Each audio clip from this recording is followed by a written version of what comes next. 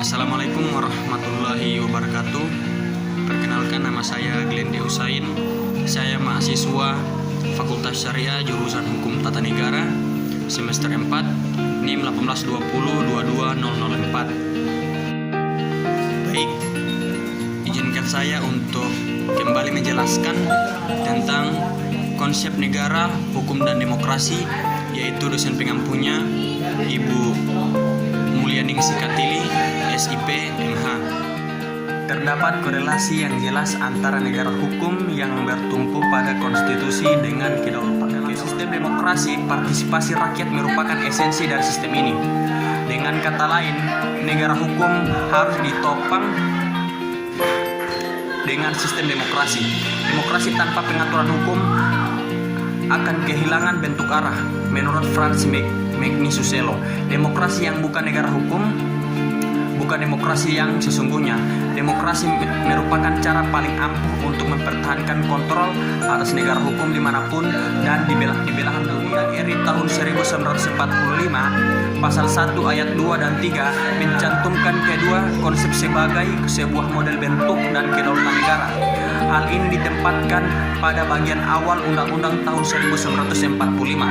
Antara konsep hukum dan demokrasi mempunyai nilai historis yang sama, yakni dilahirkan untuk membendung adanya kesewenang-wenangan dari kekuasaan yang mempraktikkan sistem absolut dan mengabaikan hak-hak rakyat itu sendiri.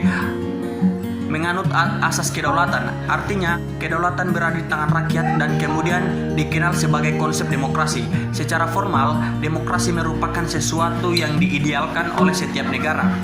Meskipun pemahaman setiap negara berbeda-beda, teori kedaulatan rakyat demokrasi adalah ajaran yang menentukan bahwa sumber kekuasaan tertinggal atau kedaulatan suatu negara berada di tangan rakyat.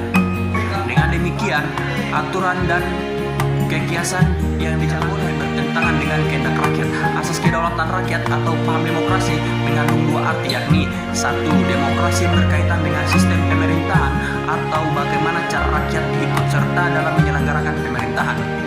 Kemudian, poin kedua, demokrasi yang dipengaruhi oleh keadaan kultural historis suatu bangsa sehingga muncul istilah memunculkan demokrasi konstitusional, demokrasi rakyat, dan demokrasi Pancasila. Yang jelas, setiap negara pemerintahan modern pada akhirnya berbicara tentang rakyat.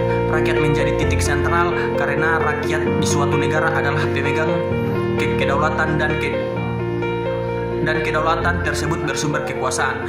Pengertian lain dari negara hukum secara umum ialah kekuasaan negara dibatasi oleh hukum. Terima kasih.